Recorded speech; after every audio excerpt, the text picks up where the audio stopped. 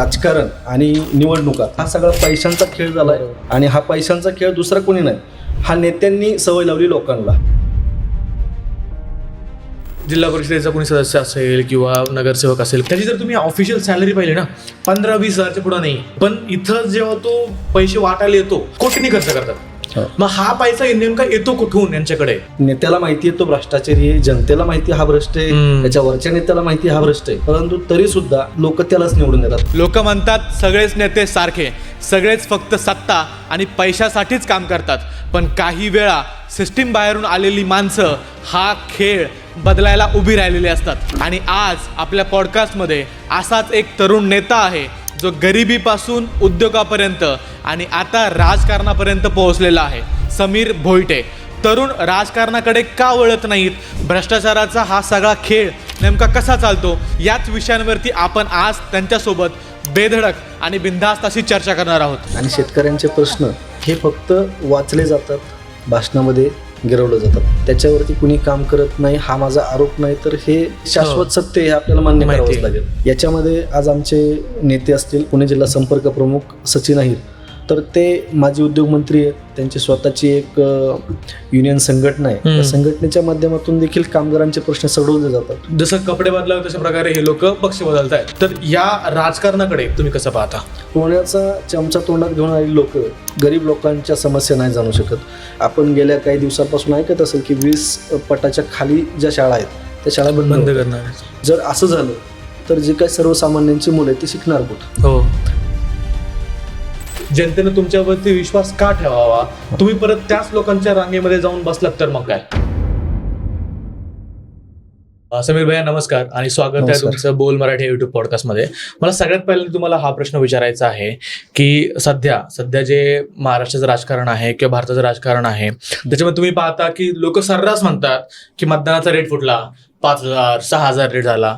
तर हा जो रेट फुटलेला जे संभाषण असतं लोकांचं किंवा हे जे राजकारण लोक करतात शेवटच्या काही दिवसांमध्ये, तुम्ही याच्याकडे कसं पाहता? काय झालेलं आहे की लोकशाही पद्धतीतून जे आपण मतदान करतो, मतदान केल्यानंतर 5 वर्षासाठी तो उमेदवार निवडला जातो. 5 वर्ष त्याचं काम असतं डेव्हलपमेंट करणं. बरोबर.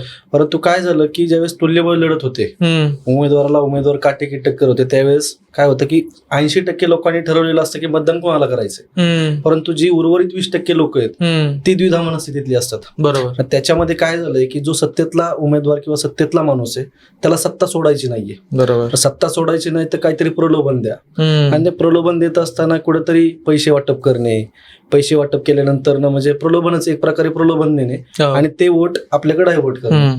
याच्यामध्ये काय होतं, जर आपण बारीक विचार केला, 5,000 रुपये आपण जर मतदानाचा रेट आपण जो म्हणतो की फुटला 5,000 रुपये रेट, आता हा उमेदवार येतो 5 वर्षासाठी निवडून. 5 वर्षाचे दिवस होतात 1825. परंतु ज्यावेळेस 5,000 रुपये आपल्याला दिले जातात, 5,000 भागिले 1825 आपण जर केलं तर हा रेट येतो प्रत्येक दिवसाचा 2.25 रुपये. मग हे मतदाराला ठरवणं गरजेचं आहे की आपली किंमत एका दिवसाची 2.25 रुपये आहे का? 3 रुपये किंमत करतात ते लोक. हो. आणि त्याच्यानंतर हे पण मी ऐकलंय, तुम्ही तर 5,000 मी तर 20,000 रुपये ऐकले. 20,000 जरी केली एका मताची किंमत तरी त्याचा एक दिवसाचा जो रोज आमच्याकडे शेतमजूर वगैरे येतात त्यांचा रोज असतो 500-600 रुपये. बरोबर. हा रोज निघतो 11.25 रुपये, ज्यावेळेस 20,000 रुपये रेट होतो त्यावेळेस. पण या 20,000 मध्ये आपण काय देतोय लोकांना हे समजत नाहीये. 5 वर्षाची जी डेव्हलपमेंट, जो काही विकास आहे, एक बालबच्चांचं भविष्य आपण त्यांच्या हातात नेऊन सोडतोय. आणि याच्यामध्ये काय होतं की यांना या गोष्टींची सवय का लागली, कारण त्यांना त्यातून रिझल्ट मिळाले. बरोबर. लोकांनी ते केलं, लोकांनी 3,000 घेतले, वोटिंग केलं आणि त्यांना ते जे काय त्यांची कार्यकर्त्यांची जी एक लाईन तयार झाली की त्या लाईनने ते ठरवलं की हा रेट आहे. भले खाली किती देतायत नाही देतायत हा विषय वेगळा आहे, परंतु तो एक रेट ठरला आणि त्या रेटमध्ये त्यांना त्यांचं जे काय मिळवायचं होतं, सत्ता मिळवायची आहे, विजय मिळवायचा, ते मिळवत गेले. आणि दिवसेंदिवस हे 80% लोक जे कामाकडे बघून, माणसाकडे बघून मतदान करत होते, आज ते विचार करतायत जर सगळेच पैसे घेणार असतील तर आम्ही पैसे घेतलेले काय वाईट आहे, बरोबर, किंवा आम्ही पैसे घेऊन का मतदान करू नये. त्याच्यामुळे थोडासा राजकारणाचा जो स्तर खाली ढासळलाय तो 100% या काही त्या सो कॉल्ड कार्यकर्त्यांमुळे ढासळलाय की ज्यांनी मतदानाची किंमत ठरवलेली आहे. पण ही वेळ आज का आली, तुम्हाला काय वाटतं की आज ही वेळ नेमकी का आली आहे या राजकारणावरती? याचं उत्तर असं आहे सर की याच्यामध्ये लोकांनी जागरूकतेने मतदान न करणे आणि भविष्याकडे न पाहणे. बरोबर. काय झालं की आज आपण Amazon, स्विगी सारख्या जमान्यामध्ये जगतो की आज आत्ता ऑर्डर केलेलं अन्न आपल्याला पुढे आपल्याला 5 मिनिटामध्ये लगेच 5 पाहिजे. मिनिटांमध्ये पाहिजे. म्हणजे आपल्याला रिझल्ट लगेच पाहिजे. जर वोटिंग करतोय, वोटिंग करताना एक महत्वाची गोष्ट आपण हायलाइट केली का की या भागातलं अमुक तमुक भागातलं वोटिंग आहे, मतदान आहे, पण त्या भागातले प्रॉपर लोक किती आहेत आणि बाहेरचे लोक किती आहेत. काय झालंय की जे काय उमेदवार असतील, राजकीय नेते मंडळी असतील, बाहेरच्या लोकांना तिथं आणणं आणि त्यांचं मतदान लावून घेणं. बाहेरच्या लोकांना काय पडले डेव्हलपमेंटचं आणि विकासाचं. मग ती लोक काय करतात, आम्हाला विकासाशी काही घेणं देणं नाही, आम्हाला किती पैसे देणार सांगा. कारण राजकारण आणि निवडणुका हा सगळा पैशांचा खेळ झालाय आणि हा पैशांचा खेळ दुसरा कोणी नाही, हा नेत्यांनी सवय लावली लोकांना की बाबा नेत्यांना सत्तेच्या बाहेर नाही जायचं. मग सत्तेच्या बाहेर नाही जायचं तर लोकांना प्रलोभन द्यावं लागलं आणि प्रलोभन देता देता मग ते एक अजेंडाच पडला.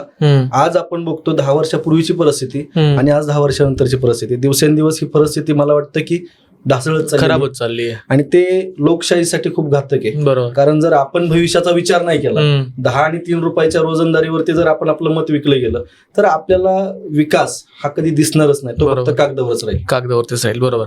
आता मला पुढचा प्रश्न तुम्हाला याला जोडूनच विचारायचा आहे की आपण पाहतो की लोक पैसे वाटतात, पण जर तुम्ही जर एखादा जिल्हा परिषदेचा कोणी सदस्य असेल किंवा नगरसेवक असेल, कोणी निवडून येत असेल, त्याची जर तुम्ही ऑफिशियल सॅलरी पाहिली ना 15-20 हजारच्या पुढे नाहीये. हो बरोबर. पण इथं जेव्हा तो पैसे वाटायला येतो किंवा निवडणुकीमध्ये खर्च करायला येतो, इलेक्शन कमिशनला माहिती की तेवढ्या त्या बजेटमध्ये जे इलेक्शन कमिशनने ठरवून दिलेलं आहे त्याच्यामध्ये काहीच होत नाही, कोटींनी खर्च करतात. मग हा पैसा नेमका येतो कुठून यांच्याकडे? आता सर याच्यामध्ये जर पाहिलं तर निवडणूक आयोगाने जिल्हा परिषद सदस्य त्याला जो खर्चाचा जो लिमिट दिला तो 6 लाख रुपये, पंचायत समितीसाठी 4 लाख. पण याच्यामध्ये खरी गंमत काय आहे की लोक काय विजन ठेवून येतात राजकारणामध्ये. राजकारणामध्ये विजन काय आणि राजकारणाला जर व्यवसाय म्हणून तो पाहत असेल, आपण काय करतो, एखादा व्यवसाय करतो, गुंतवणूक करतो, गुंतवणुकीच्या अगेन्स्ट आपल्याला काय परतावा पाहिजे. बरोबर. मी 10 रुपये लावले व्यवसायात, माझी अपेक्षा असते 10 रुपये टक्क्याने आले पाहिजेत, म्हणजे 11 रुपये, 10ला 12 आले पाहिजे, 10ला 15 आले पाहिजे. ती लोक थोडक्यात या गोष्टीकडे व्यवसाय म्हणून बघतात. हे सामान्य लोकांना कळणं खूप गरजेचं आहे. ते तुम्हाला आज 1000 रुपये देत आहेत, 2000 देत आहेत, 5000 रुपये देत आहेत. उदाहरण देतो, ग्रामपंचायतीमध्ये 15 वित्त आयोग असतो, प्रत्येक माणसाला 957 रुपये सरासरी अंदाजे असा काहीतरी निधी येतो 15व्या वित्त आयोगातून, वार्षिक निधी. हा निधी येतो त्यांच्या पाण्यासाठी, त्यांच्या रस्त्यांसाठी आणि इतर दैनंदिन त्यांच्या सुविधेसाठी. पण तो विचार या माणसांनी केलाय का? ह्या माणसांना खरंच माहिती आहे का? राजकीय साक्षरता नसणं, मला वाटतं हे सगळ्यात मोठं दुर्दैव आहे आपल्या लोकांचं की आपण राजकीय साक्षर नाही होत. आणि त्याच्यामुळे काय होतंय ना की आपण आपली किंमत ठरवून मोकळे होतोय. ते इन्व्हेस्टमेंट करतायत आणि तुमच्या हक्काचे जे पैसे त्याच्यामध्ये येतात, मग त्याच्यामध्ये तुम्हालाही माहिती आणि सगळ्यांना माहिती आहे की भ्रष्टाचार कसा होतो, काय होतो. इव्हन नेत्याला माहिती आहे तो भ्रष्टाचारी आहे, जनतेला माहिती हा भ्रष्ट आहे, त्याच्यावरच्या नेत्याला माहिती हा भ्रष्ट आहे. बरोबर. परंतु तरी सुद्धा लोक त्यालाच निवडून देतात का? लोक म्हणतात पर्याय नाहीये. मला वाटतं पर्याय नाहीये हा त्याच्या मागचा हे नाहीये, म्हणजे लोकांचा हा जो काही उत्तर देण्याचा जो काय आहे की पर्याय नाही, हे त्याचं उत्तर नाहीये. खरं उत्तर हे की लोकांच्या मानगुटीवरती भूत बसलंय की राजकारणाला गलिच्छ मानलं जाते. मग जर राजकारण गलिच्छ आहे तर हे जे नेते मंडळी आहेत, ह्यांचा मुलगा, ह्यांची बायको, यांचे जे काय नातेवाईक असतील ते काय इन्व्हॉल्व्ह होतात. कोणीही किती असलं तर आई वडील असले तर त्यांना वाटतं की आपला मुलगा चांगल्या ठिकाणी जावा, चांगल्या व्यवस्थेमध्ये जावा. मग राजकारण आपण एका बाजूला म्हणतो की घाणेरडं आहे, चिखल आहे, त्यात आपण बघतो की नेते मंडळी त्यांचे कुटुंब इन्व्हॉल्व्ह करतात. म्हणजेच काय, त्यांनी तो बिझनेस प्रिस्पेक्टिव्ह त्याच्या मागे ठेवलेला आहे, एक व्यवसाय म्हणून त्याच्याकडे ते बघतात. जर डेव्हलपमेंट आणि विकास म्हणून जर बघितलं तर मला वाटतं की त्यांची जी काही विजन ठेवून ते आलेले आहेत की पैसा कमवणे, हे त्यांना त्यातून मिळवता येणार नाही. त्याच्यामुळं पैसा वाटणे हे आत्ताच्या निवडणुकांमध्ये अनिवार्य केलेलं आहे. बरोबर. मला प्रत्येक जण विचारतो की तू निवडणूक लढणार, तुझं बजेट किती? मला असं वाटतं की हे वोटर जे आहेत आणि हे मतदार आहेत, काही पुढारी आहेत, काही कार्यकर्ते आहेत, काही कोणाचे म्हणजे खंदे समर्थक आहेत, हे मला विचारतात तुझं बजेट किती? पण मी जे विजन घेऊन आलोय ते विजन मी तुम्हाला सांगेनच. परंतु ह्याच्यामध्ये काय होतं, बजेट मला विचारलं जातं पण मतदार ही हिंमत नाही करत ग्रामपंचायतीचं दरवर्षीचं बजेट काय तो विचारत नाही ग्रामपंचायतीला. जिल्हा परिषदेचं दरवर्षीचं बजेट असतो, तो जिल्हा परिषद सदस्याला कधी विचारलंय का? पंचायत समिती सदस्याला कधी विचारलंय का? मला असं वाटतं की राजकीय साक्षरता येणं ही काळाची गरज आहे. आणि राजकीय साक्षरता जर यायची असेल, राजकारण आपण म्हणतो चिखल, कुणाला तरी पुढे यावं लागेल आणि ते साफ करावं लागेल. बरोबर. आणि मला वाटतं की भारतातला जो तरुण वर्ग आहे तो मला वाटतं क्रांतीचं द्योतक आहे. त्याची जर ठिणगी पडली क्रांतीची तर करायला आणि बदल व्हायला वेळ लागणार नाही. परंतु आपण तरी आज पाहतो की भारताच्या राजकारणामध्ये जे काही पॉलिसी मेकर्स आहेत, जे संसदेमध्ये बसलेले आहेत, ते मोस्टली 50-60च्या वरचेच आहेत. अजूनही तरुण राजकारणाकडे वळत नाहीये. मी म्हणेल की तरुण मतदानाकडेही चांगल्या म्हणजे टाळतो. असं वाटतं की सुट्टीचा दिवस आहे, समजा जॉब असेल, एक दिवस सुट्टी आहे, मग प्लॅन करणार, हॉलिडे प्लॅन करणार. तो राजकारणाकडे तरुण त्या प्रकारे पाहत नाहीये. सो हे पण कुठे ना कुठे बदलायला पाहिजे. याच्यावरती तुम्हाला काय वाटतं? काय होतं की तरुण आपण बघितलं तर मोस्टली तरुण आता काय करतायत की सरकारी नोकरी, प्रशासकीय सेवेमध्ये काम कर, UPSC असेल, MPSC असेल, इव्हन पोलीस भरती असेल, बऱ्याचशा नोकरीच्या संधी ते शोधत आहेत. बरोबर. आपण बघतोय की शिक्षण घेऊन बाहेर पडणाऱ्यांची संख्या वाढली, परंतु त्यांना जो उद्योगधंदा किंवा नोकरी धंदा तो मिळत नाही. तेच जर आपण पॅरलली राजकारणाच्या बाबतीत बघितलं, राजकारण काय आहे? राजकारण ही पॉलिसी मेकरांची एक संस्था आहे. म्हणजे काय, उद्या आपलं जीवन कसं झालं पाहिजे किंवा या आयुष्याची जी काय पॉलिसी, नियम बनवणे आणि नियम बदलणे याची ताकद राजकारणामध्ये हे तरुणांच्या लक्षात आहे, माहीत आहे. परंतु काय झालंय ना सर की गेले अशा बऱ्याचशा ठिकाणी 25-25, 30-30 वर्ष प्रस्थापित लोकांनी एक राज्य प्रकारे, म्हणजे आपण म्हणतो ना की एक राज्यच केलेलं आहे. ते लोकांच्या मनात लहानपणापासून ते बघितलेलं आहे. मग ते काय होतं ना की आपलं ते पिंड नाहीये, आपण त्याच्यामध्ये जाऊ शकत नाही.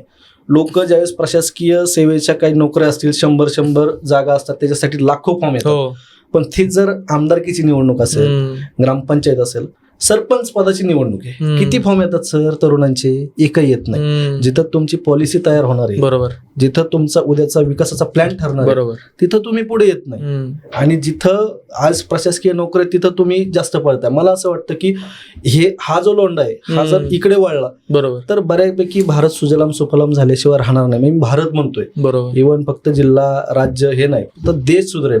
बऱ्यापैकी राजस्थान असेल, हरियाणा असेल, इथं आपण बघतो की युनिव्हर्सिटीच्या मतदान होतं, त्याच्यामध्ये नवीन नेतृत्व तयार होतं. त्या भागांमध्ये, त्या राज्यांमध्ये बघा, आज राजस्थान सारख्या ठिकाणी रवींद्र भाटी सारखा अपक्ष आमदार होतो. अशा काळामध्ये की जिथं मोठमोठे पक्ष पैसे देऊन, जसं आपलं बोलणं झालं की रेट फुटला, पैसे मिळाले, मतदान झालं, पण तशा परिस्थितीमध्ये देखील तरुणांनी काही ना काहीतरी करून दाखवले. म्हणजे त्याचं उदाहरण मी आता तुम्हाला दिलं राजस्थानमधलं, की अपक्ष उभा राहून त्यांनी विधानसभा जिंकली, लोकसभेला 5 ते 6 लाखापर्यंत मतदान घेतलं. म्हणजे ते खरंच कौतुकास्पद आहे. आणि तरुणांनी याच्याकडे बारकाईने बघितलं पाहिजे की आपल्याला जर बदलायचं असेल तर याच्यामध्ये यावं लागेल. बरोबर. मला एक पुढचा प्रश्न तुम्हाला असा विचारायचा आहे, या सध्याच्या राजकारणावरतीच तुम्हाला विचारायचं आहे. आता स्थानिक स्वराज्य संस्थेच्या तोंडावरती तुम्ही पाहिलं असेल, भरपूर साऱ्या नेत्यांनी पक्ष बदलले. आज एका पक्षाच्या, इव्हन काही लोकांनी तर मुलाखती घेतल्या, आज मुलाखती घेतल्या एका पक्षाच्या, उद्या स्वतःच दुसरा पक्ष जाऊन जॉईन केलेला आहे. जसं कपडे बदलावे तशा प्रकारे हे लोक पक्ष बदलत आहेत. तुमच्या दोनमध्ये इथे काही वेगळं नाहीये, भरपूर लोक या पक्षातून त्या पक्षामध्ये गेलेले आहेत. तर या राजकारणाकडे, पक्ष बदलू आयाराम गायाराम वाल्या राजकारणाकडे तुम्ही कसं पाहता? आता काय होतं सर की पक्ष बदललं जातं, हे लोकांना गृहीत धरून केलेली, म्हणजे त्यांनी एक, मी म्हणेन की एक पॉलिसी की मी इकडे गेलो तरी लोक मला करतील, मी तिकडे गेलो तरी लोक मला मतदान करतील. याच्यामध्ये काय आहे ना की लोकांच्या हे लक्षात येणं गरजेचं आहे की हे जे पक्ष बदलतायत हे त्यांच्या सोयीसाठी बदलतायत, बरोबर, त्यांच्या फायद्यासाठी बदलतात. याच्यामध्ये लोकांचा काय फायदा आहे हे लोकांना जोपर्यंत समजणार नाही तोपर्यंत मला वाटतं या नेत्या मंडळींना चपराक बसणार नाही. बरोबर. आता मला थोडंसं वेगळ्या मुद्द्याकडे यायचं आहे. तुम्ही राजकारणामध्ये तुमची पहिली पिढी आहे, तुम्ही एक सक्सेसफुल बिझनेसमॅन, सक्सेसफुल उद्योगपती, सक्सेसफुल व्यवसाय तुमचा चालू आहे. तुम्हाला राजकारणाकडे यावंसं का वाटलं, मला अगोदर ते सांगा, आणि त्यानंतर मला पुढचं तुमचा प्रवासही जाणून घ्यायला आवडेल. राजकारणामध्ये यायचं असं काय म्हणजे ठरलेलं नव्हतं की राजकारणात मी येणार आहे. परंतु ज्यावेळेस मी ह्या व्यवस्थेकडे बघतो, एक माझी जी काही माझा जीवन प्रवास आहे, त्या जीवन प्रवासामध्ये लहानपणापासून एका गरीब घरामध्ये माझा जन्म झाला. आमचे आई वडील शेतकरी होते, आजी आजोबा शेती करायचे, माझी फॅमिली पण अशी काय, म्हणजे एखादा मुलगा की एखादा भाऊ प्रशासकीय सेवेमध्ये किंवा सरकारी नोकरीमध्ये असं काही नव्हतं. आता आपल्यामध्ये सरकारी नोकरी म्हणजे खूप मोठी गोष्ट आहे, बरोबर, खूप मोठी गोष्ट. तसं काही नव्हतं. ही ज्यावेळेस ह्या व्यवस्थेकडे मी पाहिलं, मी शाळेमध्ये 1ली ते 4थी असेल, 5वी ते 10वी असेल, हे शिक्षण घेत असताना आम्ही ज्या समस्या आम्हाला जाणवल्या त्याच्यामध्ये आपण जास्तीत जास्त, आता तुम्हाला हाती नाही सांगणार की ज्यावेळेस आम्ही अभ्यास करायचो त्यावेळेस आम्हाला शिकवलं जायचं, प्रत्येक विषयासाठी सेपरेट वही असते आपल्याला माहिती आहे, गृहपाठ, वर्गपाठ त्यावेळी असायचं. बरोबर. तर त्यावेळेस आमची एकच वही असायची, 4 पानं ह्या विषयाची, 4 पानं त्या विषयाची. त्याचं कारण होतं की आपली परिस्थिती. आणि त्यावेळेस पॉलिटिकल अवेअरनेस एवढा नव्हता. 4-2 लोक ते ठरलेलं असायचं की हा सरपंच, उपसरपंच, इव्हन स्थानिक स्वराज्य संस्था काय असतात हे त्यावेळी आम्हालाही माहित नव्हतं, कारण आमचं वय ते नव्हतं. तर त्याच्यामध्ये परिस्थितीने खूप काही शिकवलं. परिस्थितीने इतकं शिकवलं की इयत्ता 8वी मध्ये मला स्कॉलरशिप मिळाली. स्कॉलरशिप मिळाल्यानंतर शाळेच्या वतीनं सत्कार झाला, सगळं झालं. स्कॉलरशिप होती सर त्यावेळेस ₹500 प्रति महिना, म्हणजे त्यावेळेसची खूप मोठी रक्कम. बरोबर. आणि माझ्या आई वडिलांना एवढा आनंद झाला की मुलाचं पुढचं शिक्षण याच्यामध्ये पूर्णपणे होईल. परंतु त्याच्यामध्ये काय झालं की नियम आणि अटी ज्या काही घातलेल्या होत्या जिल्हा परिषदच्या मार्फत, ती मला वाटतं राबवलेली स्कीम होती. कारण मला शाळेमध्ये ज्यावेळेस मला कळलं की माझा स्कॉलरशिपमध्ये नंबर आलाय, मी शाळेमध्ये ज्यावेळेस चौकशी करत त्यावेळेस ते मला जिल्हा परिषदचे नाव द्यायचे. त्याच्यामुळं मला असं जिल्हा परिषदेच्या मार्फत ती स्कीम होती. आम्ही स्टेट बँकेमध्ये खातं ओपन करणं हे त्यांचे नियम अटी होते. आणि स्टेट बँकेमध्ये आजही आपल्याला माहिती की स्टेट बँक सरकारी बँक, त्याच्यामध्ये किती वेळ जातो. माझं वर्ष गेलं सर, 8वी ते 9वी पूर्ण वर्ष गेलं. माझे वडील असतील, मी असतील, आम्ही जिल्हा परिषदेमध्ये गेलो. जिल्हा परिषदेचं म्हणणं असायचं की सरांकडून हे आणा, बँकेत गेलो तर शाळेचं हे नाही आलं. म्हणजे त्याच्यामध्ये इतक्या त्रुटी होत्या. त्या त्रुटी बघता बघता एक दिवस जिल्हा परिषदेने मला सांगितलं की शिफारस पत्र तुम्हाला लागेल आणि त्याच्यावरती आम्ही पुढे प्रोसिडिंग करू. मी तिथंच थांबलो, कारण शिष्यवृत्ती मला मिळाली होती, शिक्षण मी घेतलं होतं, अभ्यास मी केला होता, त्याचा जो काय होतो हकदार तो मी होतो. हे कोण ठरवणार की शिफारस पत्र देऊन ह्याला द्यायची का नाही द्यायची. त्याच्या वेळेस मी थांबण्याचा निर्णय घेतला. माझ्या वडिलांनाही ते आवडलं नाही, वडिलांनाही मी थांबवलं. पण त्या एका वर्षामध्ये आमची परिस्थिती सोसो होती. त्या वर्षभरामध्ये आम्ही जे गमावलं किंवा मी जे गमावलं ते मी डोळ्यांनी पाहिलं. आणि ती व्यवस्था माझ्या डोक्यात तेव्हापासून होती की या व्यवस्था, आणि ही व्यवस्था कशाशी संलग्न आहे तर राजकारणाशी संलग्न. हे त्यावेळेस थोडंसं जाणवलं होतं. पुढे 10वी झाली, 10वी मध्ये पहिला नंबर आला. कोणालाही वाटलं असेल की बाबा इंजिनियर, माझंही स्वप्न होतं इंजिनियर करणं, परंतु घरची परिस्थिती एवढी बेताची होती की मला त्या गोष्टी करता नाहीत आल्या. म्हणजे मला थोडासा मेडिकल प्रॉब्लेम झाला, बऱ्याचशा गोष्टी झाल्या. त्या गोष्टी झाल्यानंतर मी जे बघत होतो की लोकांमध्ये, मुलांमध्ये टॅलेंट आहे, परंतु कोणीतरी शिफारस करणं हे त्यावेळेस खूप चालायचं की आज मला 80% आहेत, एखादा चांगल्या घरातला मुलगा आहे त्याला 75% आहेत, शिफारसीवरती त्याचा नंबर लागायचा, पण आमचा लागत नव्हता. ही शिफारस कोणाची असायची, मोठमोठे राजकीय नेते. म्हणजे इव्हन 11वी-12वी मध्ये मी ज्यावेळेस मी ऍडमिशन घेतलं त्यावेळेस सुद्धा ह्याच गोष्टी मला पाहायला मिळाल्या. म्हणजे हे सगळं इतकं करप्टेड आहे हे त्यावेळेस सुद्धा जाणवलं होतं, पण त्याची दाहकता एवढी नव्हती. पण जसं जसं पुढे गेलो, जसं मला अडचणी येत गेल्या, तसं तसं याचा सगळ्याचा केंद्रबिंदू हा पॉलिटिक्स, राजकारण हाच दिसला. पुढे गेल्यानंतर बऱ्याचशा गोष्टी आयुष्यात घडामोडी घडल्या, लग्न झालं, व्यवसाय सेट झाले. परंतु एक माझ्या मनात खतखत होती की शालेय साहित्य आपल्याला कधी मिळत नव्हतं. दुसरी गोष्ट, आपल्या हातची शिष्यवृत्ती जी आपल्या हक्काची होती ती आपल्याला मिळाली नाही. का तर या व्यवस्थेच्या नाकर्तेपणामुळे. त्यावेळेस मी ठरवलं की आपल्याला या लोकांसाठी काहीतरी केलं पाहिजे. आणि बरेचसे लोक म्हणतात की समाजकारण करत जा, राजकारणाचं काही खरं नाही. परंतु जर तुम्हाला स्ट्रॉंग समाजकारण करायचं असेल, समाजासाठी काहीतरी चांगलं करायचं असेल, तर तुम्हाला पॉवरफुली राजकारणामध्येच उतरावं लागेल, याच्याशिवाय गत्यंतर नाही. कारण राजकारण मी मगाशी सांगितल्याप्रमाणे की ते नियम निर्माण करणारं आणि नियम बदलणार सगळ्यात मोठी संस्था कोणती तर राजकारणाची. बरोबर. त्याच्यामुळे मी राजकारणाकडे आलो. आणि राजकारणामध्ये माझा स्वतःचा व्यवसाय कधीच त्या गोष्टीकडे व्यवसाय म्हणून नाही, पण एक वंचित विद्यार्थी, एक असा तरुण की ज्याला खूप साऱ्या संधी होत्या, परंतु आमची शिफारस करणारा आमचा कोण बापजादा नव्हता, आम्हाला कोणी तिथं शिफारस करू शकत नव्हतं. ही गोष्ट माझ्या मनामध्ये आजही आहे. आणि अशा लाखो तरुण, लाखो विद्यार्थी आजही आपल्या देशात, राज्यामध्ये आहेत की जे शिफारशीशिवाय किंवा ह्या असल्या म्हणजे आपल्या राजकारणाचा बळी ठरतात, व्यवस्थेला बळी ठरतात. त्या लोकांना कुठेतरी दिशा देणं. आणि मोस्टली तरुणांनी राजकारणात यावं. तरुण राजकारणात आले तर काय करू शकतात, काय नाही करू शकतात हे लोकांना समजून द्यायचे, तरुणांना समजून द्यायचे.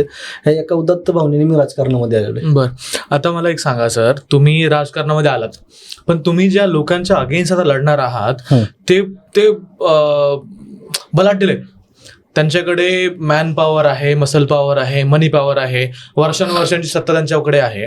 आता या अशा लोकांच्या विरुद्ध तुम्ही कसा काय लढा देणार? माझ्याकडे व्हिजन आहे. माझ्याकडं ज्या लोकांना लागणाऱ्या रोजच्या वस्तू आहेत, म्हणजे रोजच्या ज्या दैनंदिन गरजा आहेत, ज्या गरजा जिल्हा परिषदच्या माध्यमातून आपण पूर्ण करू शकतो, पंचायत समिती असेल, ग्रामपंचायत असेल. मला असं वाटतं की बलाढ्य कोण, ज्याच्या मागे जनता आहे. आणि जनता ही ज्यावेळेस इलेक्शन अनाऊन्स होतं त्याच वेळेस ठरवतं की कोणाला मतदान द्यायचं, कोणाला नाही द्यायचं. पण आत्ताची स्थानिक परिस्थिती, स्थानिक स्वराज्य संस्थेची तशी नाही आहे. कुठेतरी मी ऐकतो की देवदर्शन यात्रा होत आहे, कुठं ऐकतो होम मिनिस्टर होत आहे. मला वाटतं की जिल्हा परिषदेचं काम हे प्रशासकीय कामकाजे जे काही ठराव मिळतील किंवा जिथं काय बाबा काम सुचवणं, हे काम जिल्हा परिषद सदस्याचं आहे, ना की हे मनोरंजनाचे आणि प्रलोभनाचे खेळ घेणं हे जिल्हा परिषद सदस्याचं काम नाही. आणि मी त्याच्या अगेन्स्ट आहे. आणि लोकांना सुद्धा हे लक्षात आलं पाहिजे की 5 वर्षाची जी काय आपली पॉलिसी मेकर जो आपला आहे, तो जर आज आपल्याला एवढं सगळं देत असेल, ज्या वेळेस हे इलेक्शन होईल, ज्यावेळेस हे निवडणुका होऊन जातील, त्यावेळेस आपण त्या हक्काने त्या माणसाला म्हणू शकतो का की माझं हे काम आहे, माझं हे काम आहे, माझ्या प्रभागातलं, माझ्या गावातलं हे काम आहे, आम्हाला ते काम करून द्या.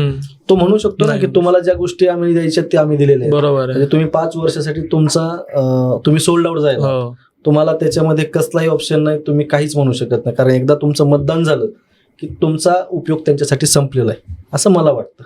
मला एक पुढचा प्रश्न तुम्हाला असा विचारायचा आहे की तुमच्यासाठी राजकारण म्हणजे काय?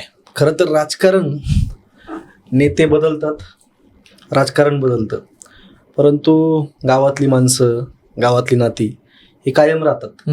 आणि त्या नात्याशी प्रामाणिक राहणे हाच माझ्या राजकारणाचा खरा अर्थ आहे, असं मला वाटतं. सो प्रामाणिक राहून पण प्रश्न सुटणार नाहीत. जे आपल्या इथले प्रश्न असतील, राजकारणात आल्यावरती प्रश्न सोडणं हा पण एक प्रायोरिटी असली पाहिजे ना. हा प्रश्न सोडवणे ही प्रायोरिटी असली पाहिजे, परंतु ज्या लोकांनी आपल्याला निवडून दिले त्या लोकांशी आपण सुद्धा प्रामाणिक राहणं तितकंच गरजेचं आहे, असं मला वाटतं. बरोबर. आता मला काय एक तुम्हाला मी माझा अनुभव सांगतो. मी ग्राउंड रिपोर्टिंगसाठी खूप वेळेस जाऊन लोकांना काही प्रश्न विचारतो. मी एक सर्रास पाहिलेला आहे, लोक व्यवस्थेविरुद्ध बोलायला घाबरतात ऑन कॅमेरा. मी जर त्यांना विचारलं की इथली परिस्थिती काय आहे, लोक घाबरतात, कोणाचं नाव घेत नाही, त्यांना भीती आहे मनामध्ये. ऑफ कॅमेरा बोलतील, सगळं सांगतील की काय, कोण पैसे घेतं, कोण भ्रष्टाचारी आहे, कुणी कुठं खाल्ले, काय खाल्लं, त्यांना सगळं माहिती आहे. पण फक्त ऑन कॅमेरा ते बोलत नाहीत. तर ही जी लोकांमध्ये भीती आहे, याच्याबद्दल तुम्हाला काय वाटतं? याच्याबद्दल मी एकच सांगेन की डॉक्टर बाबासाहेब आंबेडकरांनी जे संविधान लिहिलं, त्या संविधानाप्रमाणे लोकशाहीमध्ये सगळ्यांना समान अधिकार आहेत. आता याच्यामध्ये मी बोलतो मतदानाविषयी, आपण जे बोलतोय व्यवस्थेविषयी, व्यवस्था म्हणजेच काय तर राजकारण, ह्याच गोष्टींविषयी. मतदानाचा अधिकार सगळ्यांना सारखा आहे. म्हणजे आज तुम्ही जे मतदान करताय नाही का, तुमचा वोटिंग काउंट एकच झाला जातो, माझा वोटिंग काउंट एकच झाला जातो. आता याच्यामध्ये सामान्य जनता असते, सामान्य जनतेचा जो काय वोटिंग काउंट आहे, जे काही कुणी जातं मतदानासाठी बटन दाबतं, तिचा वोटिंग काउंट एकच आहे. आणि जे काही राजकीय प्रस्थापित नेते म्हणजे आमदार, खासदार, इव्हन कुणीही असो, त्याला सुद्धा एकच मतदान, त्याचा वोटिंग काउंट एकच झाला जातो. हे लोकांच्या लक्षात येत नाही. लोक काय होतं की लोक मतदान करतात, आज दिवसेंदिवस काय होतं की वर्षानुवर्ष काही लोक सत्तेत आहेत, काही लोक त्या म्हणजे निवडणुकीच्या त्या ह्याच्यामध्ये आहेत. तर त्या व्यवस्थेमध्ये ही लोक एवढी स्ट्रॉंग झाली आहेत. ह्या लोकांनी स्वतः स्ट्रॉंग होता होता एक स्ट्रॉंग माइंडसेट देखील तयार केलाय आणि लोकांच्या मध्ये एक भीतीचं वातावरण तयार केलं की हे सगळं आम्हीच करू शकतो, हे करण्याचा अधिकार आम्हालाच आहे, आमच्याच पिढीला आहे आणि आमच्याच नातेवाईकांना. याच्याकडे लोकांचा जो बघण्याचा म्हणजे दृष्टिकोन होता तो एकदम भीतीदायक होता. त्यांच्या मानगुटीवरती जे भूत बसलं भीतीचं, ते अजूनही कायम. त्याच्यामुळे काय होतं की आज आपण बघितलं की इथं काय होतं, व्यवस्थेविषयी बोलायला लोक घाबरतात, परंतु तीच लोक त्यांच्या जवळपासची जी लोक असतात त्यांच्यामध्ये बोलत असताना बेधडकपणे सांगतात की हा असं करतो, तो तसं करतो.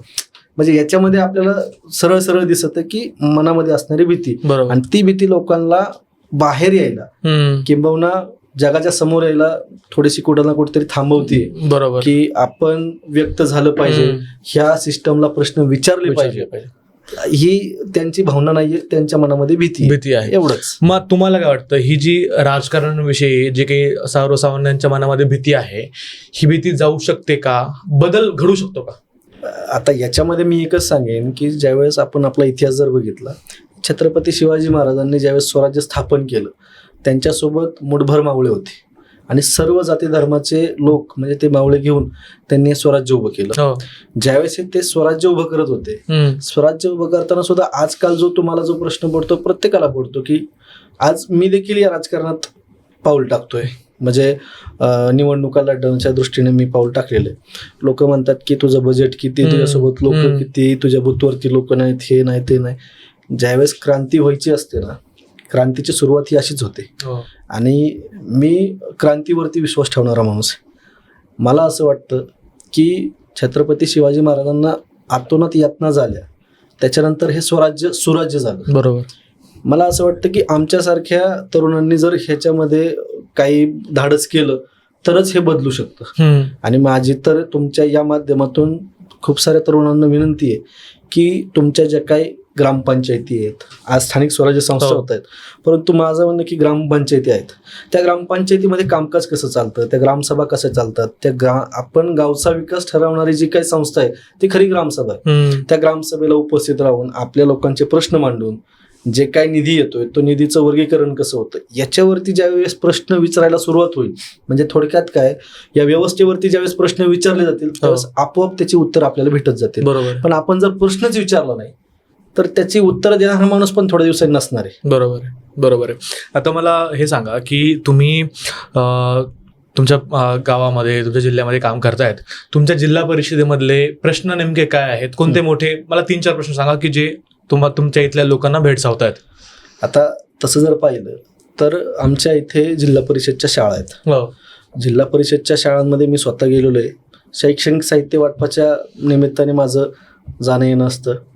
मी त्याच्यामध्ये माझ्या गावची पडवीची शाळा, विठ्ठलवाडीची शाळा, एक खोडगावमधील साळव व्यवस्थितली शाळा आणि अनेकशा शाळा, असंच नाही की या 3च, अनेकशा शाळा अशा आहेत की त्याचं वेल स्ट्रक्चर म्हणजे जे आपण म्हणतो ना की एक आकर्षकपणा त्या शाळांमध्ये आहे. जिल्हा परिषदच्या शाळा आहेत, परंतु त्या शाळेमध्ये गेल्यानंतर आपण ज्यावेळेस बघतो की सूर्यमालेचं पेंटिंग एका शाळेमध्ये मी पाहिलं की एक क्रिएटिव्हिटी, आणि ती क्रिएटिव्हिटी कुणाच्या मध्ये असते, तर शिक्षकांमध्ये असतं. मला असं वाटतं की शाळा आकर्षित आपण केल्याच पाहिजेत, जेणेकरून आजकाल आपण अशा युगामध्ये पुढे चाललोय की जिथे क्रिएटिव्हिटीला किंमत आहे. करेक्ट. तर अशा वेळेस त्याच्याबरोबर शैक्षणिक दर्जाही सुधारला पाहिजे. आपल्या वेळेची शाळा आपल्याला आठवत असेल तर आपल्या मनामध्ये एक भीती इतकी प्रचंड होती की आपण शाळा बुडवायला सुद्धा घाबरायचो. बरोबर. पण आजची परिस्थिती अशी की शाळेच्या ज्या काही मी म्हणेन की व्यवस्थाच बदलली आहे, शैक्षणिक व्यवस्थाच ती बदललेली आहे. आणि त्या बदललेल्या व्यवस्थेकडे आपण कसं पाहतो, पालक म्हणून असेल किंवा एक नागरिक म्हणून असेल किंवा लोकप्रतिनिधी म्हणून असेल, आपलं लक्ष त्या शाळांमध्ये असणं गरजेचं आहे. आपण गेल्या काही दिवसांपासून ऐकत असेल की 20 पटाच्या खाली ज्या शाळा आहेत त्या शाळा बंद करणार आहेत. तर मी याच्याकडे असं बघतो की जर असं झालं तर जे काही सर्वसामान्यांची मुलं आहेत ती शिकणार कुठं?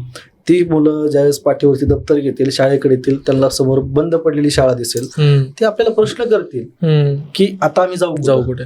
कारण आजकालचं जे काय आपण खाजगीकरण बघितलंय, शैक्षणिक संस्था ह्या पूर्णपणे राजकीय नेत्यांच्या आहेत, मोठ्या माणसांच्या आहेत.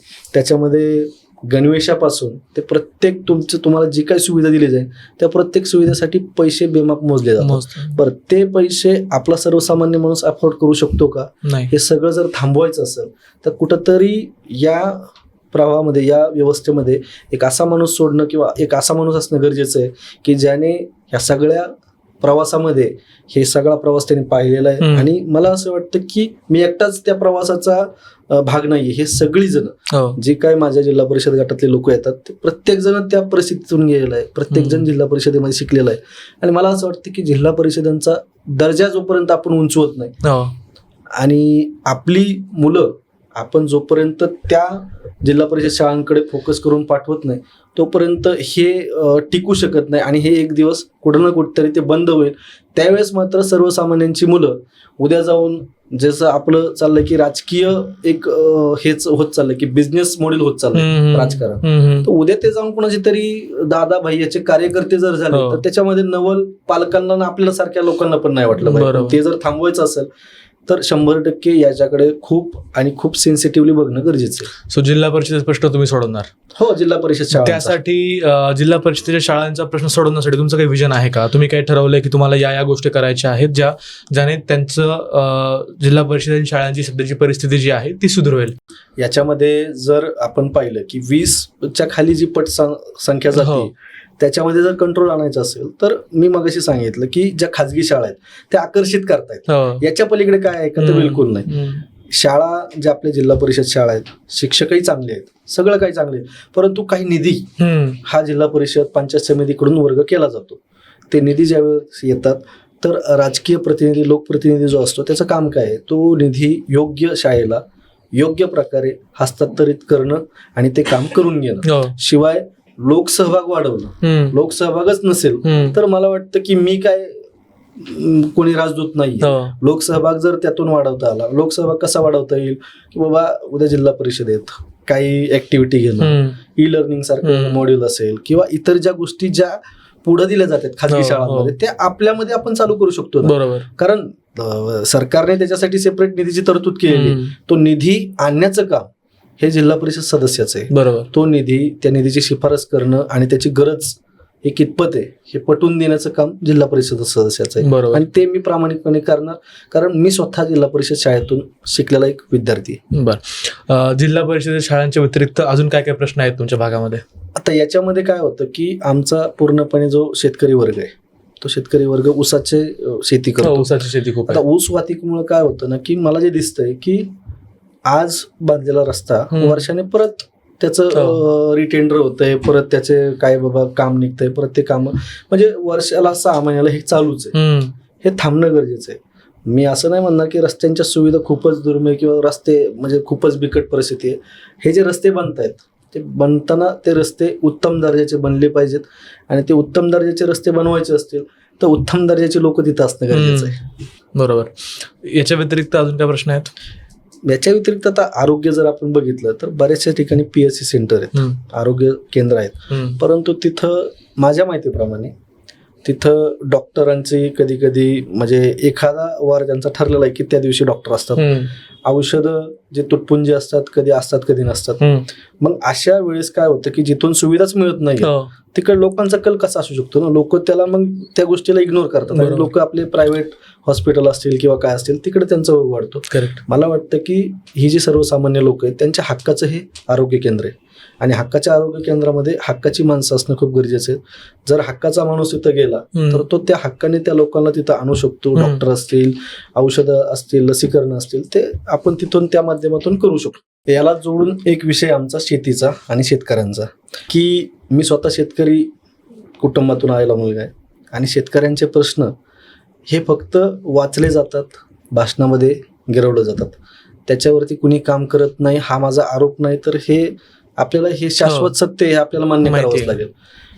2,000ची 1,500ची जी काही मदत केंद्राकडून येते किंवा काय येते, पूरग्रस्तांसाठी काय अनुदान येतं, ह्या अनुदानातून शेतकऱ्यांचं कितपत चालतं किंवा शेतकऱ्यांना कितपत त्यातून लाभ मिळतो हे सगळ्यांना माहिती आहे. परंतु ह्याच्यामध्ये काय आहे की शेतकरी जर आपण पाहिलं तर शेतकऱ्यांची आज जी काही बिबियाणे आहेत, खतं आहेत, या खतांचे जर आपण भाव बघितले, हे 5 वर्षापूर्वीचे भाव आणि आत्ताचे भाव हे जमीन आसमानचा त्याच्यामध्ये फरक आहे. परंतु तेच आपण जर त्यांचे मालाची जर किंमत बघितली तर ती तिथंच कुठेतरी इक्वल दिसते. म्हणजे तुम्ही त्याचा खर्च वाढवताय पण त्याचे जर येणं जे आहे ते त्याच लेवलला मेंटेन ठेवलेलं आहे. आता याच्यामध्ये काय होतं की जिल्हा परिषदेच्या माध्यमातून विविध योजना या शेतकऱ्यांसाठी राबवल्या जातात. म्हणजे त्या योजनांचं मूल्यांकन जर आपण केलं गेल्या 9-10 वर्षांमधलं तर कसलंही शिबिर किंवा कसल्याही कृषी विभागाकडून कुठल्याही अधिकाऱ्याकडून कसली तपासणी की ही खतं हे बियाणं वापरलं पाहिजे हे सांगितलं जात नाहीये. हे सांगितलं कधी जाईल की ज्यावेळेस एक चांगला माणूस, त्याला प्रश्न विचारणारा माणूस तिथे असेल जो शेतकरी आणि कृषी विभागाचा समन्वय करून देईल. तर हे सगळं होत असताना शेतकऱ्यांचे प्रश्न हे मला वाटतं की बऱ्यापैकी मागेच पडलेले आहेत. फक्त त्यांना अवजारं मिळणं हे का जिल्हा परिषदचं काम नाही. बरोबर. त्याच्या अख्खाई त्याच्या पॅरलली शेतकऱ्यांची बियाणं असतील, खतं असतील किंवा शेतकऱ्यांची इतर काही गोष्टी आहेत की ज्याच्यामध्ये जिल्हा परिषद एक चांगली भूमिका बजावते. परंतु ज्यावेळेस मतदानाची वेळ येते त्यावेळेस काय मुद्दे घेऊन आपण जातो लोकांना सुद्धा हे कळलंय की जो जाहीरनामा 5 वर्षापूर्वी 9 वर्षापूर्वी होता त्याच्यावरती फक्त फोटो हटवला जातो आणि दुसरा फोटो टाकून तो जाहीरनामा दाखवला जातो. म्हणजे ही सरळ सरळ जनतेची फसवणूक आहे. मला असं वाटतं की जनतेने या निवडणुकीकडे एक तिसरा पर्याय नाही तर सक्षम एकमेव पर्याय म्हणून बघितलं तर मला वाटतं की बदल हा 100% होईल. याला जोडून मला एक सांगायचं की आमच्यामध्ये आमच्या तालुक्यामध्ये कुरकुम MIDC असेल, भांडगाव MIDC असेल, इथं म्हणजे खूप सारे कामगार काम करतात. आता या कामगारांचे प्रश्न देखील खूप मोठे आहेत. कारण याच्यामध्ये काय झालंय की कामगार आणि व्यवस्थापन यांचा जो समन्वय ठेवणारी जी काय एक युनियन आपण म्हणतो की युनियनच्या माध्यमातून हे प्रश्न सोडवले जातात, परंतु तशा युनियन मला पाहायला मिळत नाही. तर याच्यामध्ये आज आमचे नेते असतील, पुणे जिल्हा संपर्क प्रमुख सचिन अहिर, तर ते माजी उद्योगमंत्री आहेत. त्यांची स्वतःची एक युनियन संघटना आहे. त्या संघटनेच्या माध्यमातून देखील कामगारांचे प्रश्न सोडवले जातात आणि त्यांच्या माध्यमातून बऱ्यापैकी ते स्वतः विधान परिषदेवरती आमदार आहेत.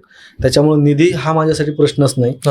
उलट जे काही MIDCतील कामगार आहेत त्या कामगारांचा प्रश्न देखील तितक्याच ताकदीने आमच्याकडून सोडवला जाईल. बरं, मला थोडंसं सांगा, तुम्ही आता सचिन अहिर यांचं नाव घेतलं.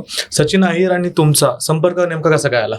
सचिन अहिर आणि आमचा संपर्क म्हणजे 2022 साली ज्यावेळेस त्यांची संपर्क प्रमुखपदी नियुक्ती पुणे जिल्ह्यासाठी झाली, तर एक ज्यावेळेस नेत्याला आपण भेटतो की एक नेत्याचं एक टेमटेम असतं की बाबा हे माझं हे सराउंडिंग असं राहिलं पाहिजे, असं पाहिजे. कारण हे नेते मंडळी आपण बघतो की प्रत्येक जण प्रत्येकाच्या लव्याजाव्यामध्ये राहतो की बाबा 2 PA हे ते. परंतु ज्यावेळेस एक कार्यकर्त्याशी कनेक्टिव्हिटी असते ना, की कार्यकर्ता हा कनेक्ट कधी नेत्याला होतो ज्यावेळेस कार्यकर्त्याच्या मनातलं तो नेता ओळखतो. बरोबर. आणि मी बहुतांश वेळा की 2022च्या अगोदर सुद्धा शिवसेनेत काम करत असताना अनेक वेळा जी कामं केली त्याचा अहवाल असेल किंवा सादरीकरण असेल ते मी वरिष्ठांशी करत होतो. परंतु जो अप्रोच सचिन भाऊंचा होता तो अप्रोच मला कधी कुठं कोणाचा जाणवला नाही. हे जाणवला नाही इन द सेन्स असं नाही की बाबा बाकीचे बघत नाही, बघत होते, परंतु कार्यकर्त्याची मेक ओळखण्यामध्ये सचिन भाऊ एक नंबर आहेत. त्या माणसाने आमच्यातला कार्यकर्ता ओळखला, कार्यकर्त्यांच्यातला एक पोटेन्शियल ओळखणारा माणूस ही त्यावेळेस आमची म्हणजे नाही का ज्यावेळेस आपण कनेक्ट होतो नेत्याला त्यावेळेस आपल्याला कळून जातं की बाबा हा माणूस काय लेवलपर्यंत आपल्याला बाबा आपला नेता काय मानतो. बरोबर. एक कार्यकर्ता म्हणून आपण त्याच्यासाठी योग्य आहोत का किंवा हा नेता म्हणून आपण यांना पुढं ॲज अ विजनरी लीडर म्हणून आपण बघू शकतो का, तर 100% आज माझे जे काही राजकारणातले आदर्श आपण म्हणू शकतो की सचिन भाऊ अहिर हे स्वतः आहेत. बरं, मागाशी तुम्ही बोलताना खूप सारे प्रश्न सांगितले तुमच्या जिल्ह्यातले, त्यासोबत तुम्ही तुमचं विजनही मांडलं. आता मला तुम्हाला पुढचा प्रश्न असा विचारायचा आहे की प्रत्येक राजनेता, आता मी खूप लोकांसोबत बोलतो, मुलाखती पाहतो आणि इव्हन ते उघड आहे, सगळ्यांना माहिती आहे, कोणताही राजनेता इलेक्शनच्या अगोदर निवडणुकीमध्ये खूप मोठे मोठे आश्वासनं करतो आणि एकदा निवडणूक झाली, सत्ता हातामध्ये आली, त्यानंतर त्या आश्वासनाची पूर्तता करायला म्हणजे ते होत नाही, होताना ते दिसत नाही आणि परत जनतेच्या हाती निराशा येते. मग तुमच्यामध्ये असं काय वेगळं आहे, जनतेनं तुमच्यावरती विश्वास का ठेवावा, तुम्ही परत त्याच लोकांच्या रांगेमध्ये जाऊन बसलात तर मग काय? याचा उत्तर एक असं आहे सर की याच्यामध्ये जर आपण पाहिलं, हे तुम्ही सांगितलं ते 100% खरं आहे की लोकांची निराशा भरपूर वेळा झाली, लोकांनी भरपूर वेळा सत्ता बदल करून पाहिला, लोक बदलून पाहिली. परंतु याच्यामध्ये मी एक गोष्ट ऍड करेल की ज्यावेळेस आपण बघतो की जे काही सत्ता बदल होतात किंवा जी काही सत्तेवरची माणसं असतात, बऱ्यापैकी नेत्यांचे नातेवाईक, नातेमंडळी, मुलगा, बायको हेच लोक सगळी त्या सत्तेला चिकटून असतात आणि सोन्याचा चमचा तोंडात घेऊन आलेली लोक मला वाटतं की गरीब लोकांच्या समस्या नाही जाणू शकत. माझा प्रवास जर तुम्ही बघितला तर एक शेतकऱ्याचा मुलगा, मी स्वतः शेती केलेली आहे, मी स्वतः शेतीमध्ये राबलेलो आहे. त्याच्यानंतर मी स्वतः जिल्हा परिषद शाळेमध्ये शिक्षण घेतलेलं आहे की ज्या शाळेमध्ये आम्हाला सगळ्या गोष्टी आम्ही पाहिलेल्या आहेत जवळून की काय असतं काय नसतं. म्हणजे जो माणूस ज्या गरिबीतून गेलाय तोच माणूस गरीब माणसांचे प्रश्न समजू शकतो आणि पुढे मांडू शकतो असा माझा समज आहे. आता याच्यामध्ये जे काही प्रस्थापित लोक असतील किंवा राजकीय मंडळी असतील, ते मंडळी जोपर्यंत या अनुभवातून कोणी जात नाही तोपर्यंत मला वाटतं की त्या अनुभवावरती ते बोलू पण शकत नाहीत किंवा ते प्रश्न ते मांडूही शकत नाहीत. तर हे सगळं होत असताना राजकीय नेते एका बाजूला, परंतु मी स्वतः ज्यावेळेस माझ्या 11वी-12वी नंतरच्या कालावधीमध्ये आज मी उल्लेख केला कुरकुम MIDCचा, सिप्ला असेल, रिलायन्स असेल, या कंपन्यांमध्ये मी हेल्पर म्हणून काम केलेलं आहे. बरं. तर त्याच्यामध्ये 7 ते 8 हजारापर्यंत मला पगार मिळायचा. बरं ते काम पण मी माझ्या शैक्षणिक गरजा पुरवण्यासाठी केलं आणि हे करत असताना त्या कामामध्ये काचा पुसण्यापासून ते मला वाटतं त्यावेळेस जिओचे नवीन मोबाईल आले होते. 15 ऑगस्टला त्यांचं लॉन्चिंग होतं. त्याचे ते स्कॅनर वगैरे हे करणं, म्हणजे इव्हन आम्ही कधी कधी 24 तास सुद्धा काम केलेले. म्हणजे या परिस्थितीतून गेलेला माणूस, म्हणजे ते लोकांनी ठरवायचं की या परिस्थितीतून गेलेला माणूस हा त्यांना फसू शकतो का. कारण मी स्वतः जर तुम्ही सगळं ओव्हरऑल माझी हिस्ट्री बघितली तर मी त्या कुटुंबातून, त्या गरीब कुटुंबातून आलेलो माणूस. माझं या राजकारणाविषयीचं व्हिजन, मी राजकारणात का आलो, ह्या सगळ्या गोष्टी मी तुम्हाला सांगितल्या. आता हे सगळ्या गोष्टी सांगितल्यानंतर जर तुम्हाला हे लोकांना आता ठरवायचं की बाबा मी त्या लाईनीमध्ये जाऊन बसू शकतो का. कारण मी स्वतः त्यांचे प्रश्न, लोकांचे प्रश्न म्हणण्यापेक्षा ते माझेच प्रश्न आहेत, ती माझीच लोक आहेत. आणि ती परिस्थिती मी स्वतः डोळ्यांनी पाहिलेली, अनुभवलेली आहे. आणि अनुभवणं आणि डोळ्यांनी पाहणं याच्यामध्ये खूप फरक असतो. बरोबर. आणि मला वाटतं की मी ज्या ताकदीने ते प्रश्न पुढे मांडू शकतो त्या ताकदीने दुसरे राजकीय नेते ते मांडू शकत नाहीत. मला तुम्हाला एक शेवटचा प्रश्न विचारायचा आहे की तुमच्या प्रभागातील, तुमच्या भागातील लोक तुम्हाला आता पाहत असतील, तर जे लोक तुम्हाला पाहतायत त्यांना तुम्हाला काय एक संदेश द्यायचा आहे? माझ्या भागातील लोकांना मी एकच संदेश देईल की मी सुद्धा त्यांच्यातलाच आहे.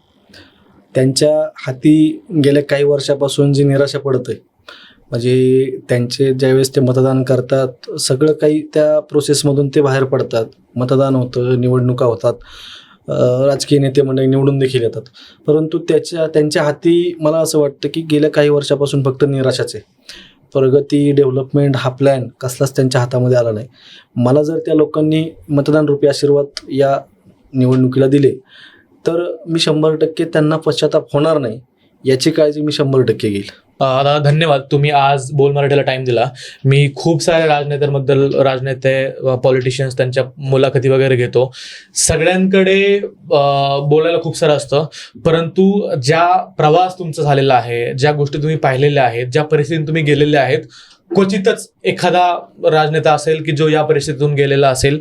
आणि त्यामुळे मला असं वाटतं की नक्कीच तुम्ही लोकांसोबत रिलेट करू शकता, त्यांचे प्रश्न तुम्हाला जाणवतात, तुम्ही पाहिलेले आहेत आणि नक्कीच एक व्हिजन तुमच्याकडे आहे हे मला जाणवत आहे.